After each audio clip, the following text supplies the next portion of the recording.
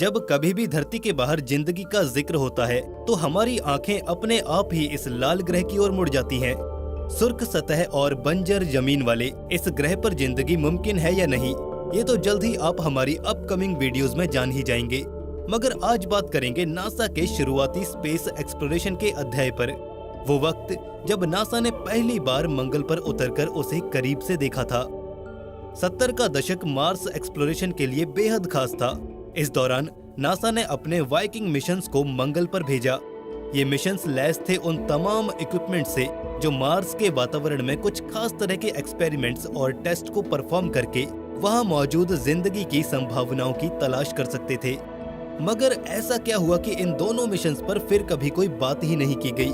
आखिर क्यों मंगल पर जीवन के सबूत मिलने के बावजूद भी उन्हें नकार दिया गया और इस क्षेत्र में कोई अहम पहल भी नहीं की गई? क्या नासा और उसमें काम कर रहे वैज्ञानिक आम दुनिया से कुछ छिपा रहे हैं या फिर वो पहले ही मार्शियंस के साथ मुलाकात कर चुके हैं? इन सभी सवालों और उलझनों का जवाब तलाशेंगे आज के इस वीडियो में। ये कहानी शुरू होती है सन 1975 से, जब नासा के केप कैनावरल लॉन्च स्टेशन से 9 सितंबर सन 1975 और 20 सितंबर सन 1975 को 2 स्पेसक्राफ्ट्स लॉन्च किए जाते हैं। दरअसल ये दोनों ही लॉन्चेस एक कंबाइंड मिशन के तहत किए गए थे। इसे नासा द्वारा वाइकिंग मिशन का नाम दिया गया था।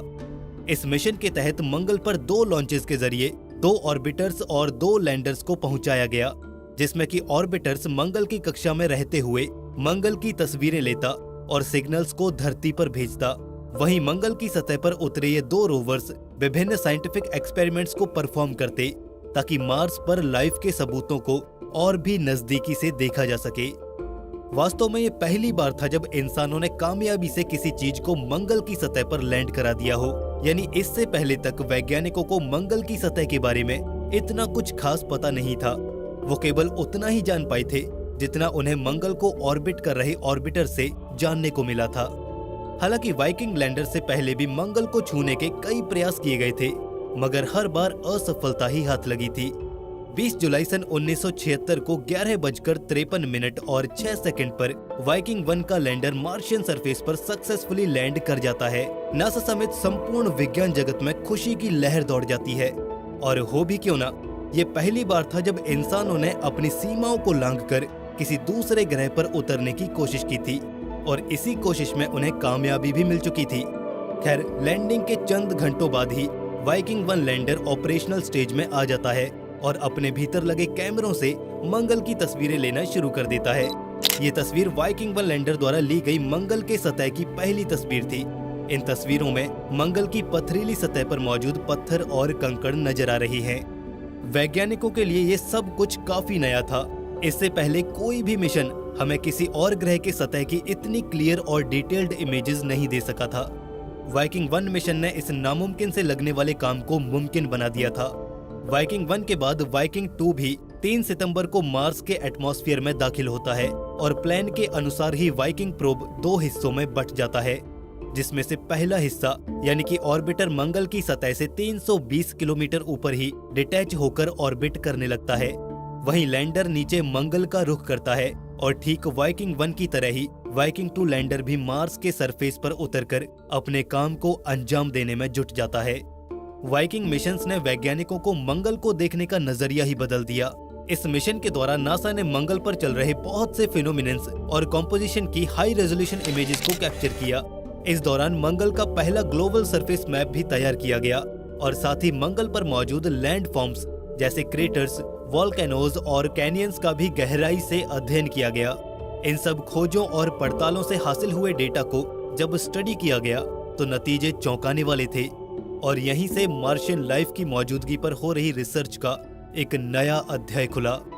वाइकिंग ऑर्बिटर से मिले डेटा के अध्ययन से ये मालूम हुआ कि आज से कई करोड़ों साल पहले मंगल की सतह पर भी धरती की तरह नदियां और तालाब थे, जो किसी विनाशकारी कारण से कालांतर में लुप्त हो गए और आज उनके स्थान पर केवल जमीन में पानी के रिसने से बनी दरारें और गड्ढे मौजूद हैं, जिन्हें एंशिएंट रिवर्स की संज्ञा दी गई है।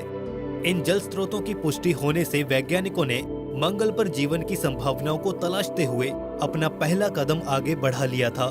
अब बारी थी मंगल पर जिंदगी के आखिरी कुछ बचे अंशों को ढूंढने की, जिनके लिए वाइकिंग लैंडर्स का सहारा लिया गया।